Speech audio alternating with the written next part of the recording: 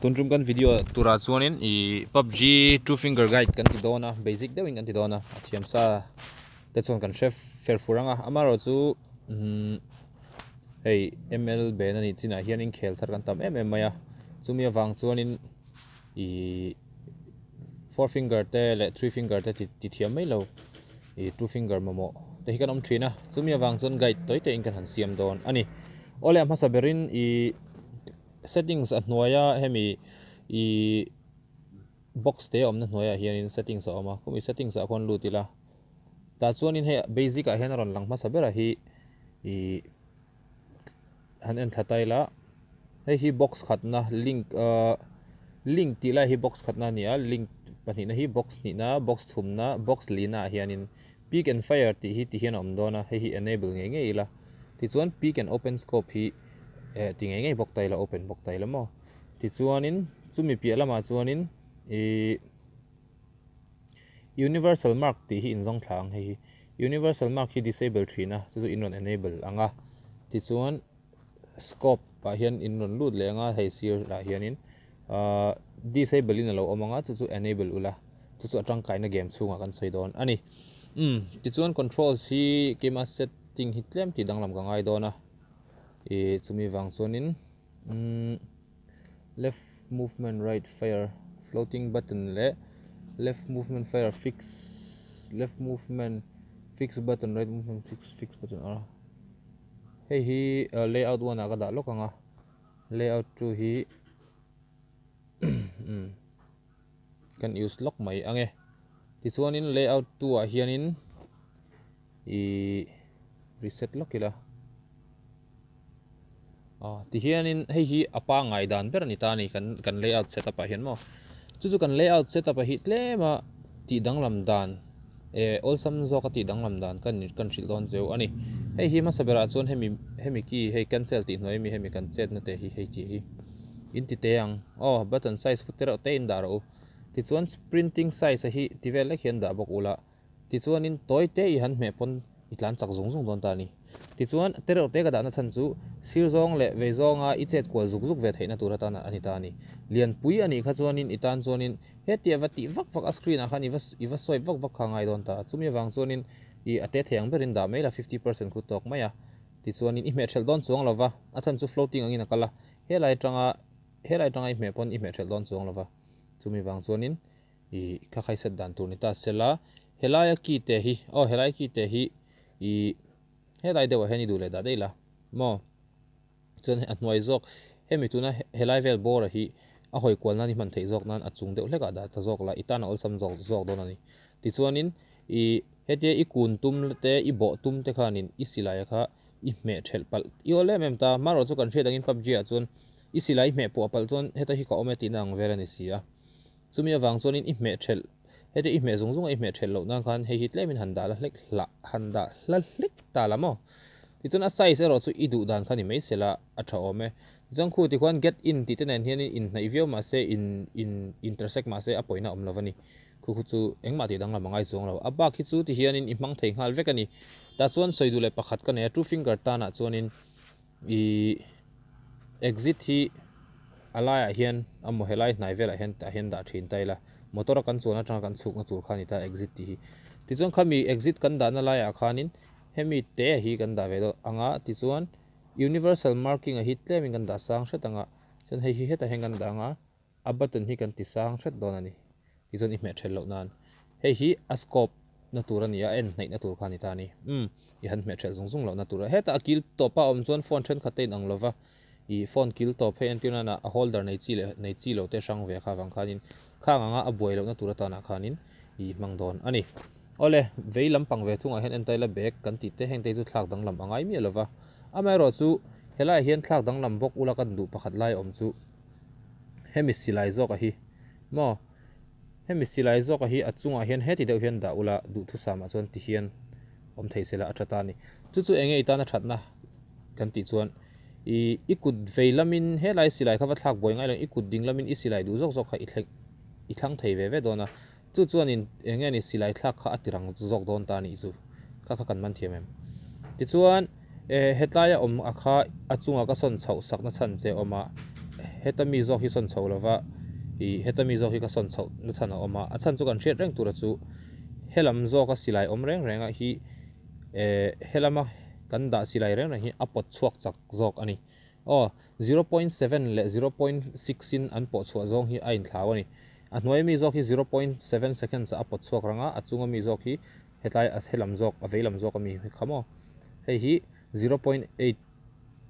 in a pot chuak thung ani chuwang chon a hnuai zok hi a po chhuak ran zok awangin I hman tam tur zok a kha a hnuai zok a hen ida thin don ani ti chuan ti hian I silai khai da anga ti chuan khu I two finger set up a chuan I du to ka kan man ve the chu ani deuh mai ani ti chuanin phone screen in ang lawa sai to angin I in bitchit deuh pan lo data ang la for example hei hetlai deuh po hen dal a poina om chuang lovani hengte po a poina om chuang mi lo ani eng po ni sengin I han me thel lo na tur lai kha poimo lai ber chu ni mai ta ni ti chuan a ba khi chu khoi dang lam lo ta ila nei ma hi he ta lu tu I han da san chuan I she tur boka chu hetlai lu tu ka I han da san chuan I tan khanin hela hen PUBGM ti kharon lang don awangin nakina I player ming ho kha lang thei don lawa ma se du tu cha ma chon hei hi ti te deuh hlek mai ta la ti chuan nang ma kha space a pe don ta chani an ming chu chiar thei tok vel si in mo ti chuan kha ni le box sela chu mi piala ma chuanin I hei te hi hemi te pani te hi tangkai don ta ni chu tlema insan hlei deuh hian da ta lamo ti deuh hian ti chuan itan I kuzung puya han khoi zo kha ol samanga ti chuan I me thelo na tura ta na tlemin han tilian bok la ti chuan helai button te hi chu ignore dei ro enge mote a chaw mangla I du le hetlai te po hen va set la enge mote a khana tangkai thina I helai a ida chuanin I tlan zong in hetlai da hi chuan I tlan zong hianin hemi I tlan zong hianin I han khoi pal ve thei tlat mai ni chumi awang chuanin chu ai chuanin tilakan du chu hetlai hen da dei ta la ti hian ti zok teng hei hi helai a hian da la chuan hei hi helai vela hian han da dei la mo hei helai vela I da khan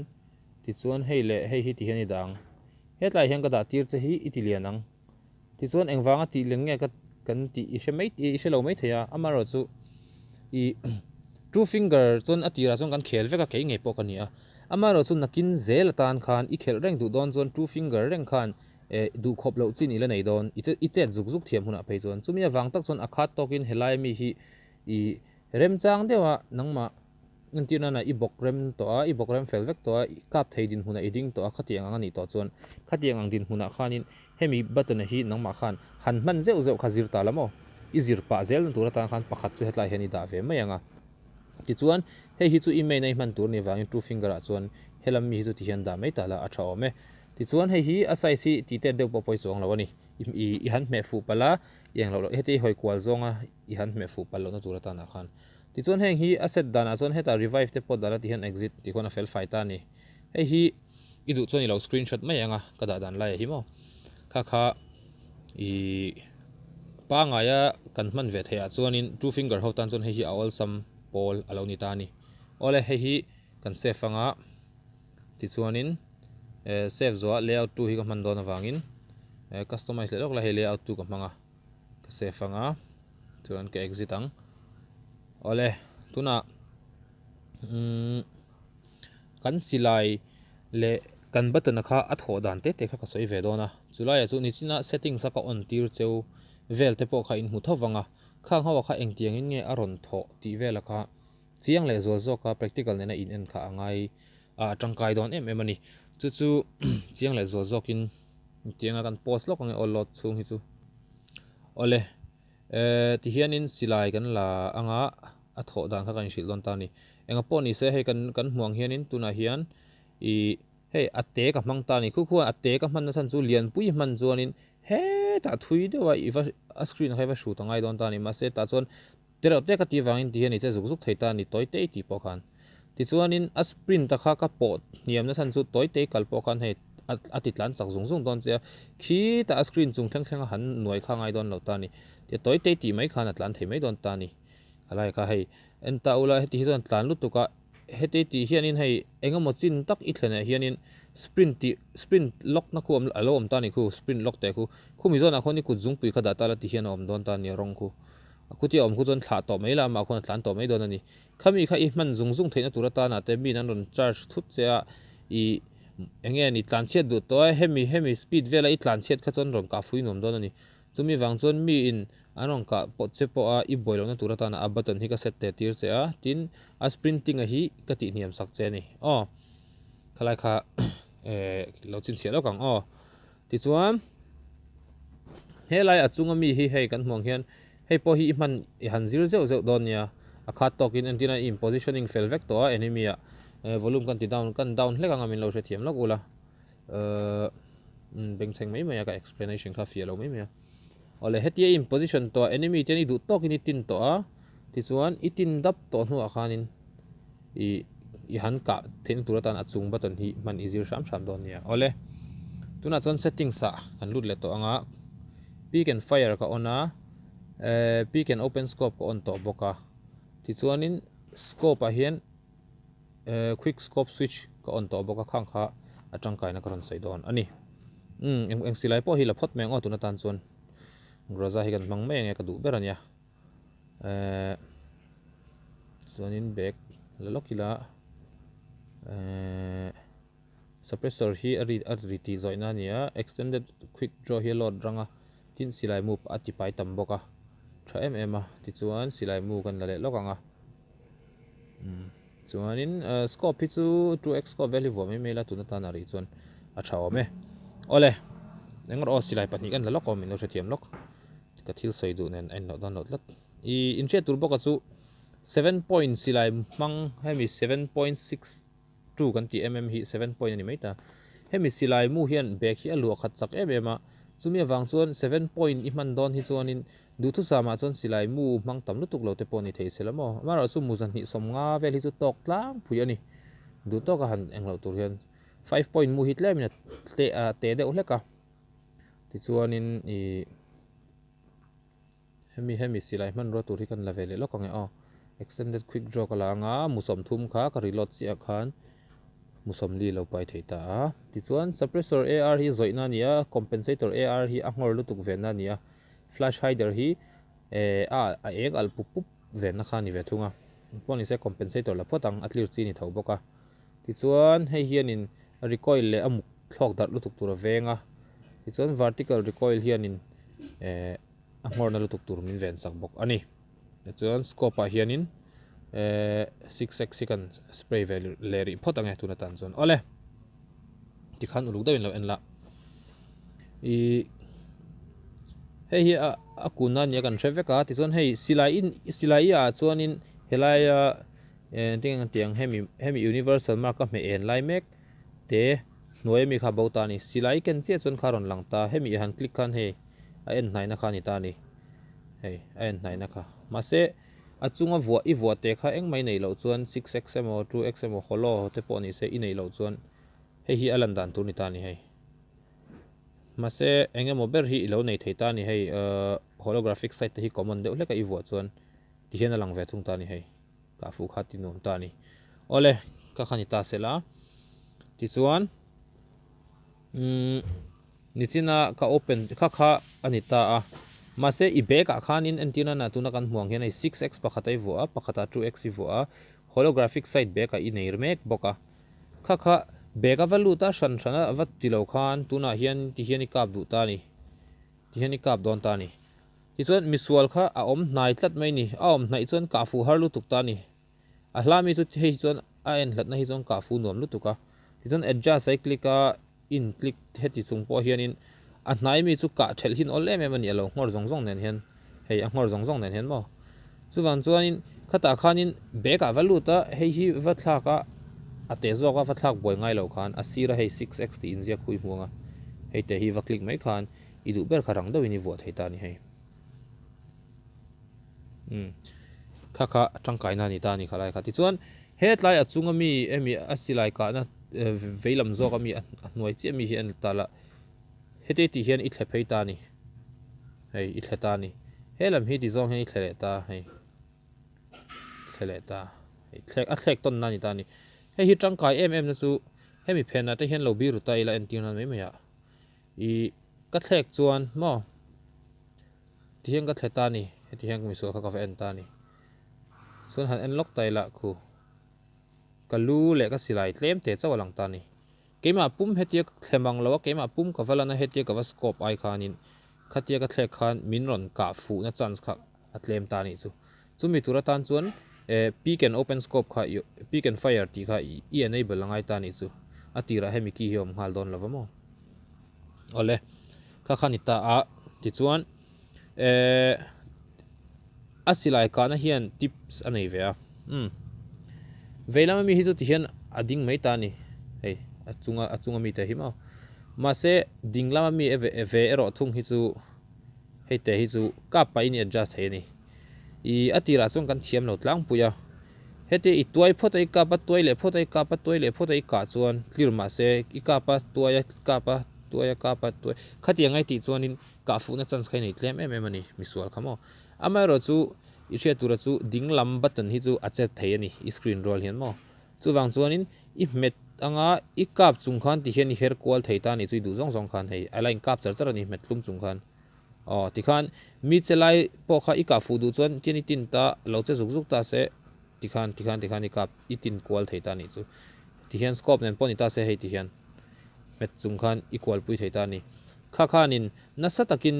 enge ni team fighter in chak ining kap lai tur te kha apui don che ti na lo ni ta ni ti chuanin du thu sama chuan I ku jung pui kha helai a scope open na le hemi asilai omna hi bel em la athakop me chan chu misuali lo tok pal theya itlan lak lo lai mekin misuali nen I tum lo in tok thut maya khavele khanin zuang ngal kewa scope ngal mo chuan scope pa kap ngal chur thei tur chuan kap zowa scope close le ngala I silai I reload boka tiang khan silai reload mol hi tam tak hian ana chang kan relo thina kan thria tura chu mukhat lek po imang heu ni chuanin misual om lo chuan reload zung zung ro mukhat muni lek po imang heu chuan a full in engtik lai pon da sham tum ro chumia wang chuan ke chuan ka recommend chu kan magazine kan vua hian enge ni extended magazine in quick draw magazine hi ke chuan in kala enge ni kala on berani achan chu alot rangta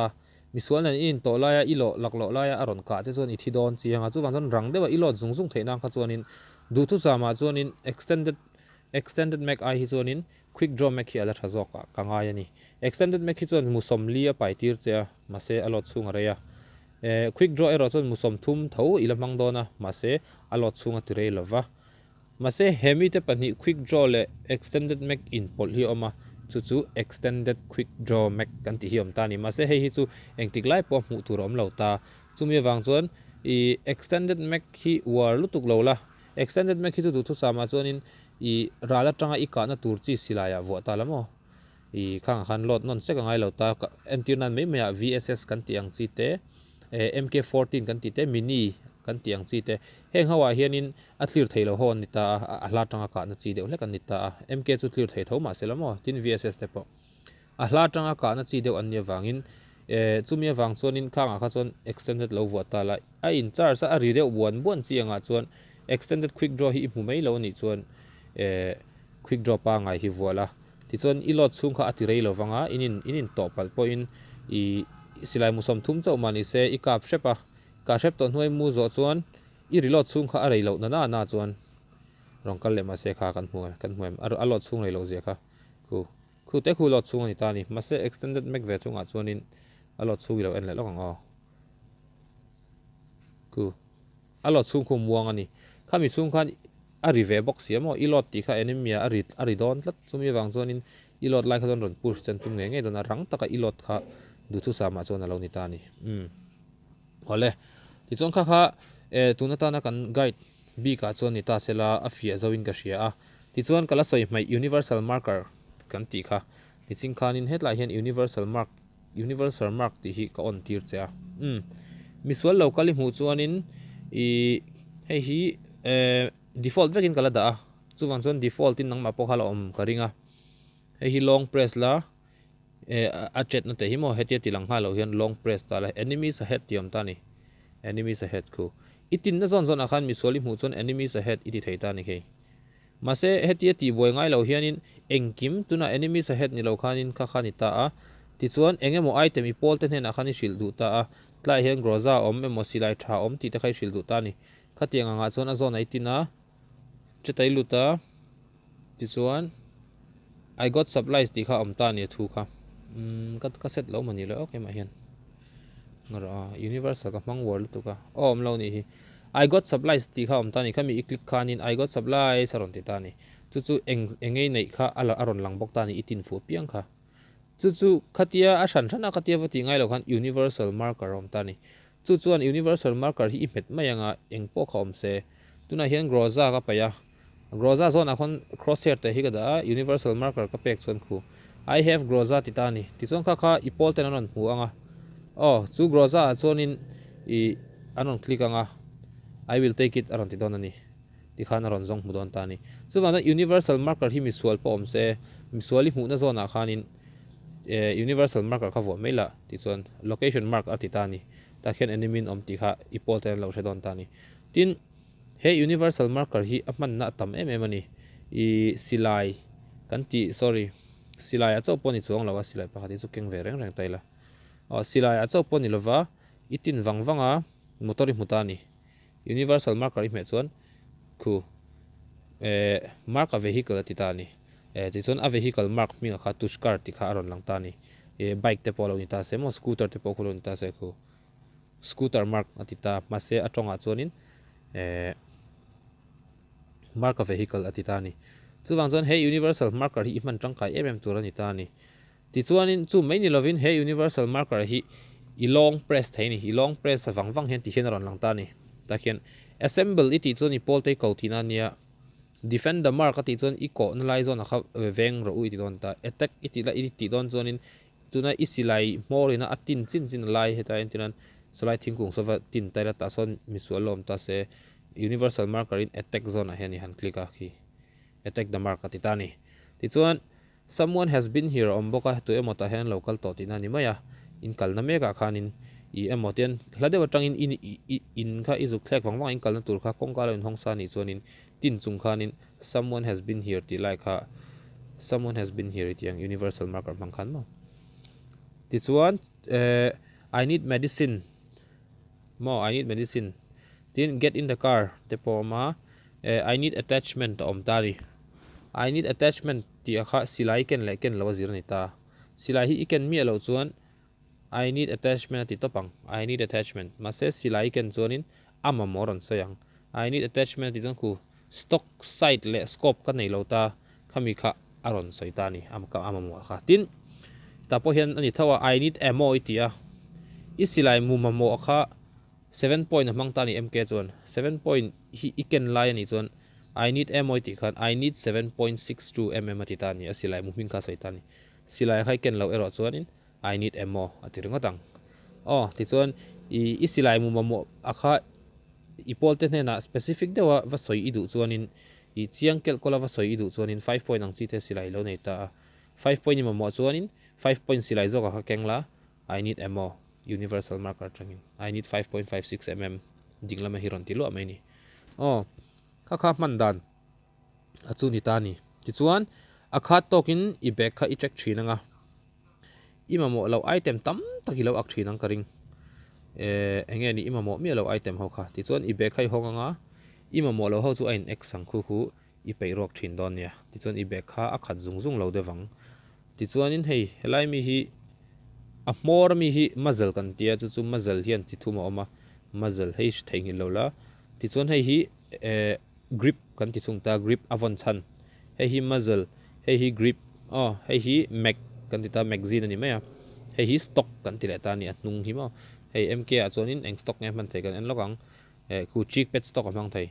chick pet hei ti khan akim ta thlap ani chuwang chon isilai more I vuate I grip a I man te azirin isilai hi angor na lo thei tin a then chu aka bringin aka zoi ve thei bokani kalai kha kan lo thia ta na tha ome ti chuan a button key te kha thei ngi lo la hei te kha ka pa ina hoi kwal thei kha hei hi man na chang kan thelo thina tam tak hian kepon ka share har ani two finger ka man lai khan mo ti chuan in tian idu lai khai kap thei don ta ni ti chuan in angor te po angai ngor ai me chon ti hian asang zo ina kap chho char dona mase I hemi manga iti chet kwal na chang shet kha chuanin a chho zong ni ngot lovin he sir zong te idu zong hoi zong kha ti he di control tom mi don ani kun zung pi khan mo ole hei hi a thabere chu ka ti ho lova ma se basic takin two finger in ti duani chuan hei ka recommend ri ani ole min lo subscribe a min lo share sak turin viewers te kan hanin som bok ani klome